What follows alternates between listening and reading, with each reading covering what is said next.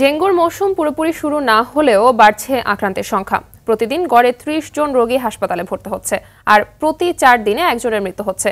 বিশেষজ্ঞরা বলছেন, ঢাকার বাইরের হাসপাতালগুলোর ওপর আস্থা কমে যাওয়ায় ঢাকামুখী হচ্ছে রোগীরা। উপজেলা পর্যায়ে ডেঙ্গু শনাক্তের ব্যবস্থা রাখার পাশাপাশি বিনামূল্যে এই সেবা দেওয়ার পরামর্শ বিশেষজ্ঞদের। রফিকুল ইসলামের ধারাবাহিক রিপোর্টের আজ দেখুন শেষ পর্ব।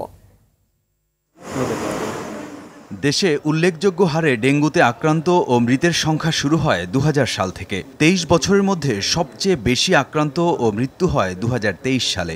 সরকারি হিসেবে গেল বছর হাসপাতালে ভর্তি হয় ৩,২১,১৭৯ জন রোগী, যার মধ্যে মৃত্যু হয় ১,৭০৫ জনের। আর ২০০০ সাল থেকে ২০২২ সাল পর্যন্ত ডেঙ্গুতে মারা যায় ৮৬৮ জন।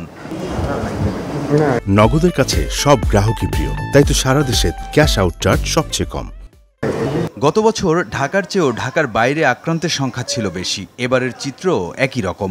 চলতি বছর জুন পর্যন্ত ডেঙ্গুতে আক্রান্ত হয়েছে ৩,৬৫১ জন। এর মধ্যে ঢাকা মহানগরে ১,৩৫৫ ও ঢাকার বাইরে ২,২৯৬ জন। সব মিলিয়ে মৃত্যু হয়েছে ৪৪ জনের। বাসার পাশে এক দোকানে দেখাইলাম, সে কইছে রক্ত পরীক্ষা করেন। ফরাজিতে রক্ত পরীক্ষা করার পরে পজিটিভ ধরা পড়ছে। পরে এই জায়গায় এসে আবার রক্ত পরীক্ষা করার পরে আবার ভর্তি করছে।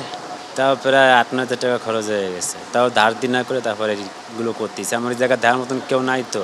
চিকিৎসকরা বলছেন, এবছর মিশ্র উপসর্গ নিয়ে হাসপাতালে আসছে রোগী। তাদের প্রথম কথাটাই হলো তারা বুঝতে পারেনি, তাদের জ্বর হয়েছে বা অন্য একটা উপসর্গ দেখা দিয়েছে, তিনি ওষুধ খেয়েছেন, ভালো হচ্ছেন না। যখন একটা হায়ার সেন্টারে গিয়েছেন বা এখানে এসেছেন, তখন চিকিৎসক তাকে বলেছেন যে ডেঙ্গু আক্রান্ত। চলতি বছর প্রথম ৬ মাসে ঢাকার বাইরে ডেঙ্গুতে আক্রান্ত হয়েছে ৬৫%। গত বছর এই সময়ে ঢাকার বাইরে রোগী ছিল ২৩.৫০%।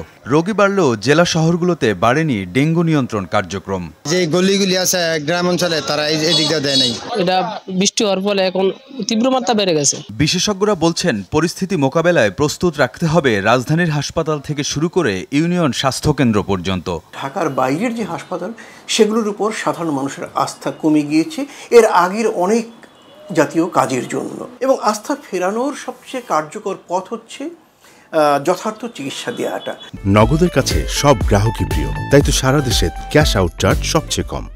দেশব্যাপী ছড়িয়ে পড়ায় ডেঙ্গু চিকিৎসার গাইডলাইন উন্নতকরণ প্রয়োজন বলে মনে করছেন এই বিশেষজ্ঞ।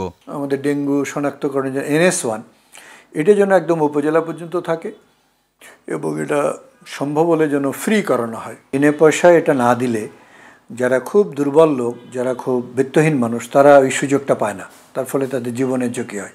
ডেঙ্গু মোকাবেলায় সরকারের তড়িৎ পদক্ষেপের পাশাপাশি জনসাধারণের মাঝে সচেতনতামূলক কার্যক্রম বাড়ানোর তাগিদ বিশেষজ্ঞদের। রফিকুল ইসলাম, RTV, ঢাকা।